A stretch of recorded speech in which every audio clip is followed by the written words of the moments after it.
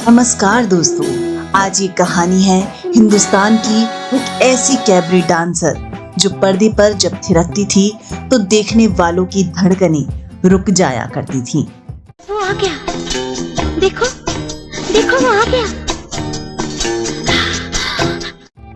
50 के दशक में जब भारतीय सिनेमा अपनी जड़ें मजबूत कर रहा था, तब अपनी खूबसूरती और जबरदस्त डांस से मोहिनी बनकर हर किसी का दिल धड़काने वाली ये एक्ट्रेस सफलता की ऊंचाइयों की ओर तेजी से बढ़ रही थी।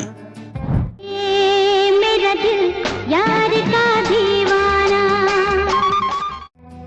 कैसा दौर जब पर्दे पर हीरोइनें सिर्फ साड़ी पहने और माथे पर बिंदी लगाए ही पसंद की जाती थी और बोल्ड कैरेक्टर्स के लिए वैम्प का सहारा लेना पड़ता था। उस दौर में इस एक्ट्रेस की बोल्ड अदाएं, खूबसूरती और डांस ने देश के करोड़ों लोगों को अपना दीवाना बनाया। मगर पर्दे पर बेहद रंगीन दिखने वाली ये अभिनेत्री अंदर से बेहद खोखली और तन्हा थी।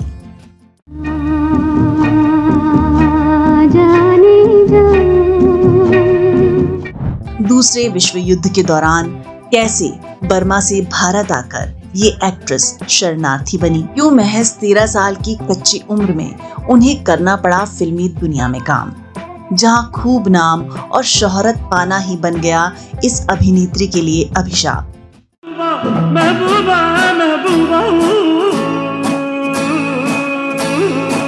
क्यों प्यार ही बन गया इस अभिनेत्री का सबसे बड़ा दुश्मन। प्रेम के जाल में फंसकर कैसे बर्बाद हो गए इस अभिनेत्री के 16 साल। बर्बाद और कंगाल हो चुकी इस अभिनेत्री को फिर कैसे एक ऐसे शख्स ने संभाला जो खुद ना सिर्फ शादीशुदा था बल्कि 4 बच्चों का बाप भी था। हम काले हैं तो क्या हुआ, दिल वाले हैं हम, तेरे तेरे तेरे चाहने वाले। दूसरी औरत, सौतेली माँ और वैम्प जैसे टैग्स को पाकर भी हिंदुस्तानी सिनेमा की ये महान हस्ती आज भी दर्शकों के दिलों में खास सम्मान और प्यार पाले बैठी है।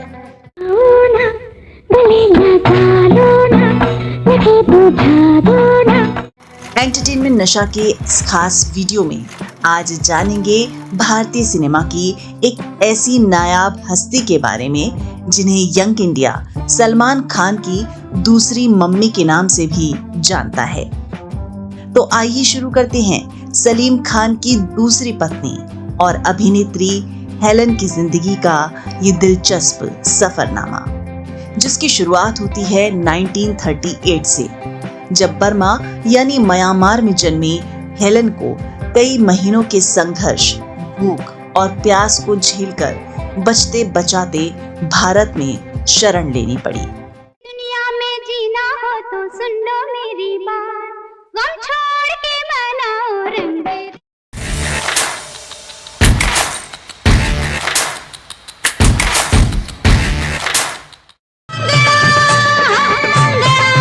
मैं गुड़ की जली मंगता है तो।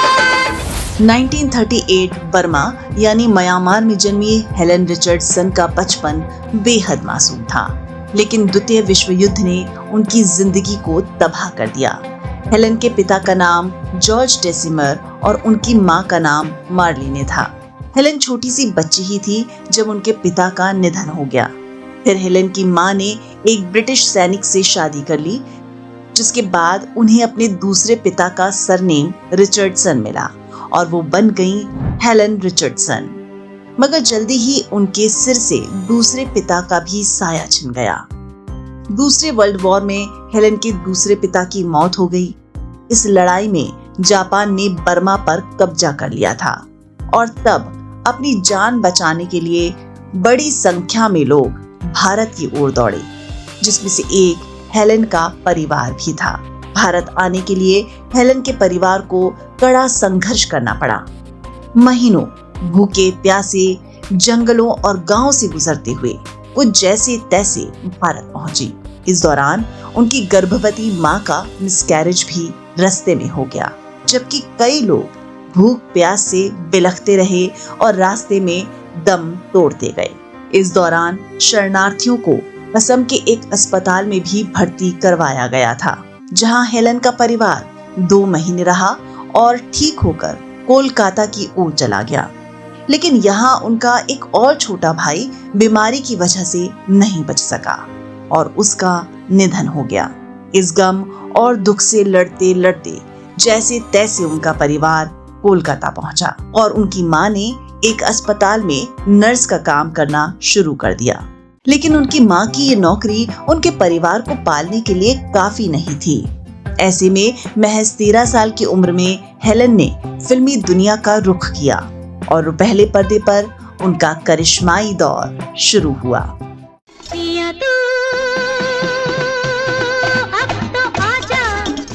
हसीना जुल्फों वाली जाने जहां।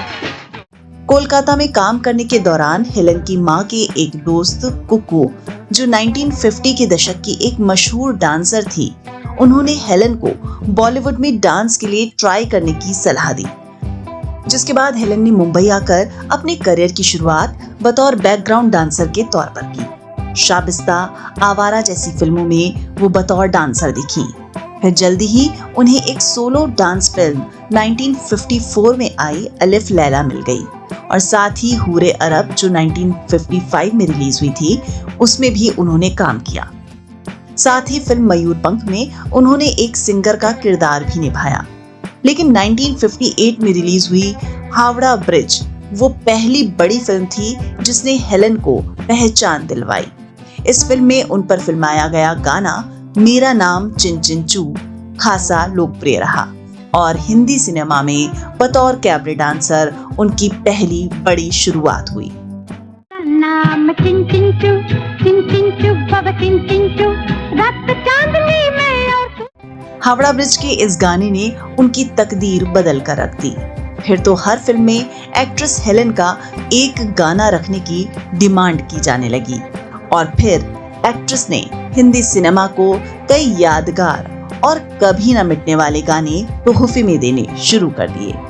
तुमको दिया दिल दिया कितने नाज से, ओए माँ ये क्या हो गया, उनकी गली में दिल खो गया। हुजूरे वाला जो हो इजाजत तो हम ये सारे। अपनी बोल्ड और बिंदास इमेज के चलते हेलन ने सिने दर्शकों के दिलों पर राज करना शुरू कर दिया। उस दौर में तो फिर ऐसा वक्त आया कि हर फिल्म में डांस नंबर का मतलब हेलन हो गया था।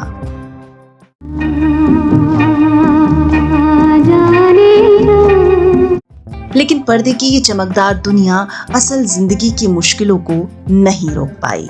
चमक दमक के सफर में हेलन की जिंदगी में आया पहला प्यार, जिसका नाम था प्रेम नारायण अरोड़ा। वो एक फिल्म निर्माता थे जिन्होंने चोर बाजार, रेल का डिब्बा, खजांची जैसी कुछ फिल्में बनाई थी। लेकिन उस दौर में जब हेलन सफलता की सीढ़ियां चढ़ रही थीं और अपने डांस नंबर से लोगों का दिल जीत रही थी, उन्हें फिल्मी सेट पर बुर्के में छिपकर रहना पड़ता था। इसकी वजह खूबसूरती थी, जिसकी वजह से कई बार उन्हें छेड़छाड़ जैसी घटनाओं का शिकार होना पड़ा, जिससे वो अक्सर परेशान रहती थी। इस दौर में ही हेलन के करीब फिल्म मेकर प्रेम नारायण अरोड़ा आए, जो उनसे उम्र में 27 साल बड़े थे। हेलन की कामयाबी और अल्हड़ उम्र का फिल्म मेकर पीएन अरोड़ा ने खूब फायदा उठाया। उस वक्त हेलन महज 19 साल की ही थी जब उन्होंने प्रेम नारायण अरोड़ा से शादी कर ली। लेकिन ये शादी जल्दी ही एक दर्दनाक बंधन बन गई। शादी के बाद हेलन को पता चला कि उनके पति का स्वभाव बहुत ज्यादा गुस्सैल और शक्की है, जिसकी वजह से वो बात बात पर उन पर शक करते और हाथ उठाते। यही नहीं, वो हेलन की कमाई के पैसों पर अय्याशी करने लगे थे, जिसकी वजह से अपने जमाने की टॉप पेड एक्ट्रेस होने के बावजूद भी एक्ट्रेस कंगाल रहने लगी।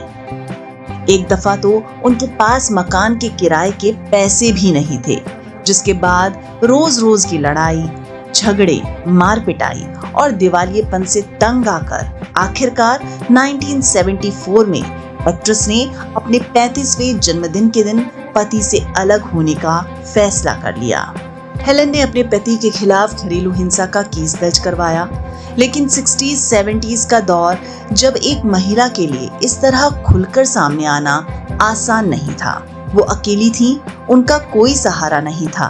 तब उनकी जिंदगी में एक ऐसा शख्स आया जिसने उन्हें तिनके का सहारा दिया। मेरी जगह तूने सुना, दिल ने दिल से क्या कहा। वो कोर्ट कचहरी के साथ साथ काम की तलाश में थी। तब उनकी जिंदगी में आए सलीम खान, जिन्होंने दोबारा उन्हें फिल्मी दुनिया में कमबैक कराने में बड़ी भूमिका निभाई। सलीम खान ने हेलन को फिल्म डॉन में एक अहम किरदार दिलवाया। साथ ही मुश्किल की घड़ी में वो एक्ट्रेस के साथ खड़े रहे, जिससे हेलन और सलीम खान की पुरानी दोस्ती फिर से जिंदा हो गई। मेरा दिल यार का दीवाना। धीरे धीरे इनका प्यार एक रिश्ते में बंधने लगा और 1981 में सलीम खान ने एक्ट्रेस हेलन के साथ दूसरी शादी कर ली। लेकिन मुश्किल की बात ये थी कि हेलन से शादी करने से पहले ही सलीम खान शादीशुदा थे। उन्होंने अपनी पहली पत्नी सुशीला चरक के साथ लव मैरिज की थी। शादी के बाद सुशीला चरक ने अपना नाम बदलकर सलमा खान रख लिया था। सलमा खान और सलीम के 4 बच्चे थे। 3 बेटे सलमान, अरबाज और सोहेल खान के साथ ही उनकी एक बेटी अलवीरा खान भी थी, जिनकी शादी अतुल अग्निहोत्री से हुई है।